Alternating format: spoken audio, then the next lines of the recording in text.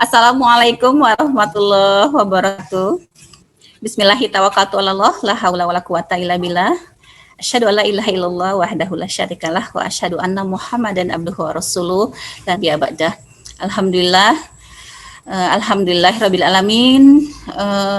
Segala puji hanya milik Allah yang telah kembali mentakdirkan kita semuanya untuk berkumpul secara virtual ya di majelis pagi Selasa pagi ini. Insya Allah turunkan berkah, Allah turunkan ridho buat kita semuanya. Ini hari ke-8 ya, insya Allah ya, hari ke-8 Ramadan. Semoga segala amalan yang sudah kita lakukan di 8 hari kemarin Allah terima menjadi sebuah amal soleh yang kelak menjadi penyelamat dan pemberat kita di yaumul akhir.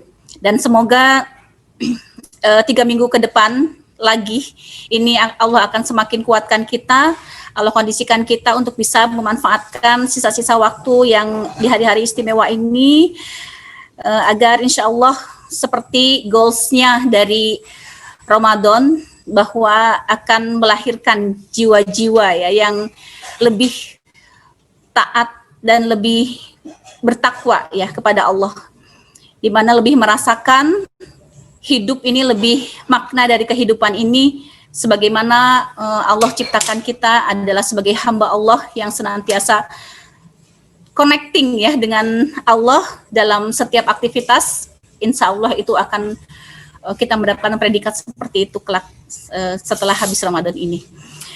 Dan insya Allah untuk tema pagi ini saya akan menyampaikan satu hal yang menurut saya itu sangat penting ya, tentang kita harus mengevaluasi kembali pada saat kita belajar, apakah kita sudah belajar dengan benar ya. Baik itu belajar kepada seorang guru, kepada ustadz, trainer, coach, atau kita belajar secara otodidak ya.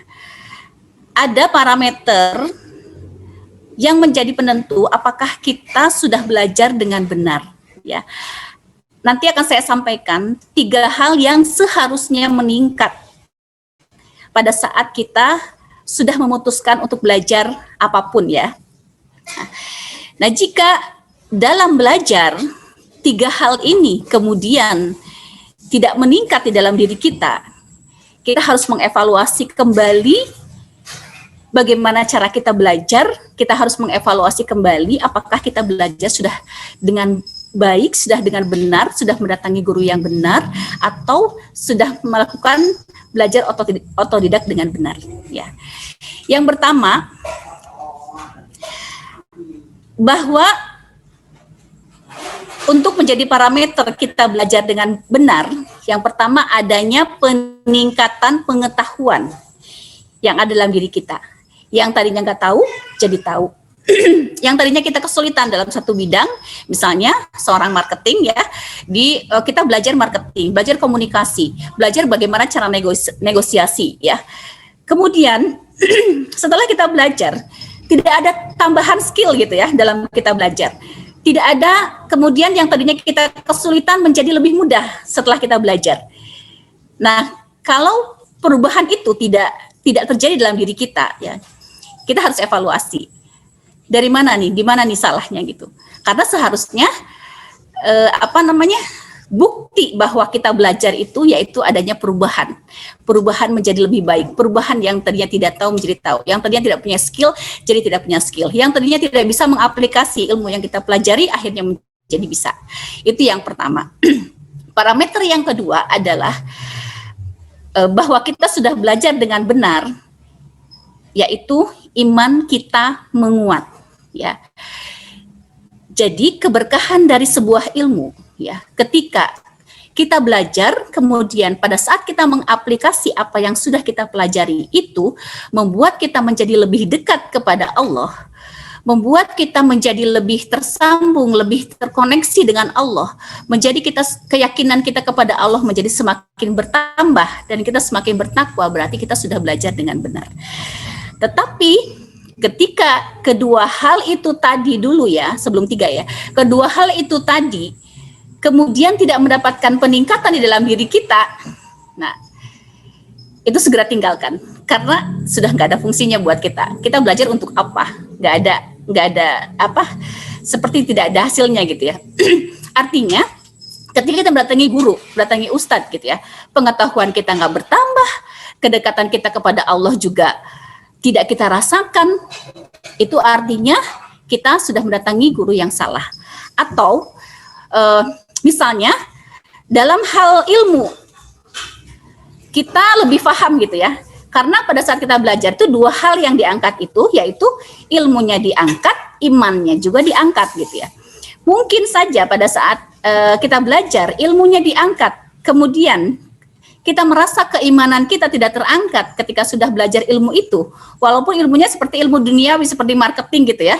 Tetapi pada saat kita belajar marketing, kemudian kita muncul rasa lebih dekat dengan Allah. Artinya gini, pada saat kita merasa mudah untuk mengaplikasikan ilmu ini, kita kemudian ada rasa dalam hati, ya Allah,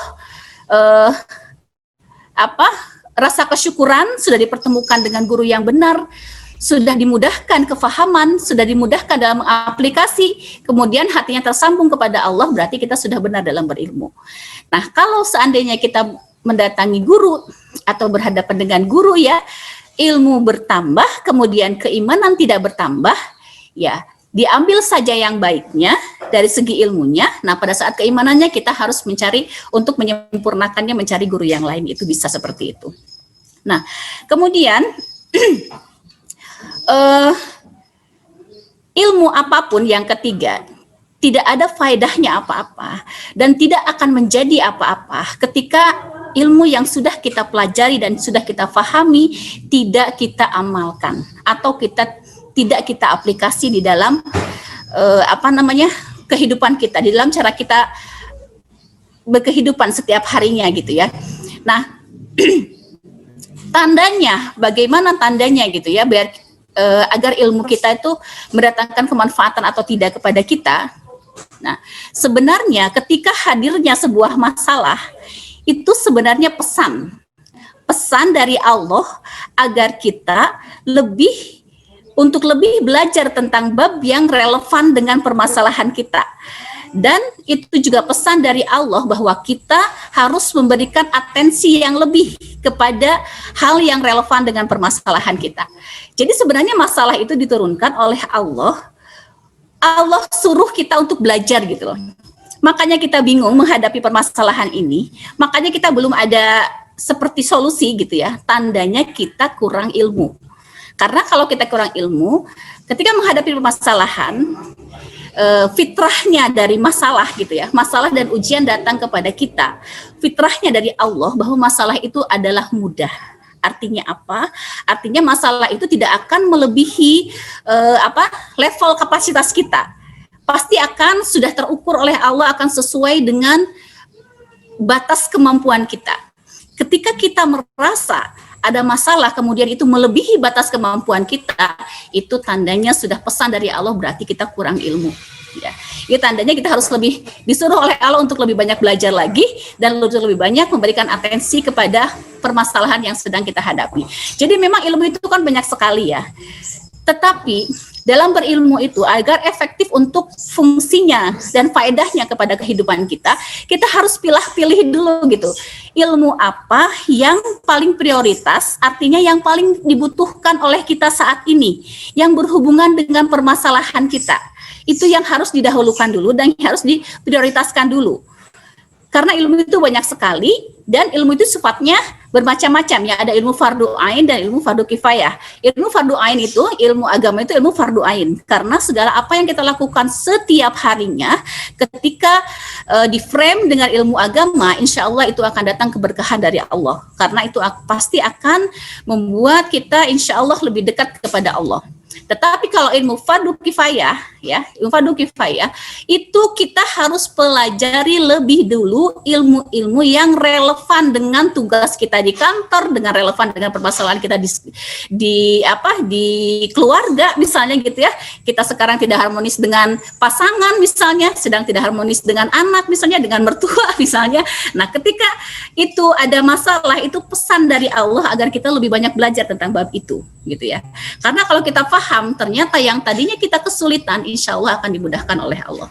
Nah, jadi hal yang harus kita perhatikan ya, kita selalu harus tanamkan kepada diri kita sendiri, saya sendiri kepada diri kita sendiri, bahwa yang pertama, mari mulai untuk membangun keikhlasan di dalam diri kita, karena insya Allah keikhlasan itulah yang akan membuka pintu ya. Allah akan memudahkan kita memahami tentang sebuah ilmu yang relevan dengan yang kita butuhkan dalam kehidupan kita, kemudian lebih mudah dan lebih dibukakan pintu oleh Allah untuk kita lebih mengaplikasi ke dalam kehidupan sehari-hari gitu. Nah, jadi seperti itu kuncinya ya.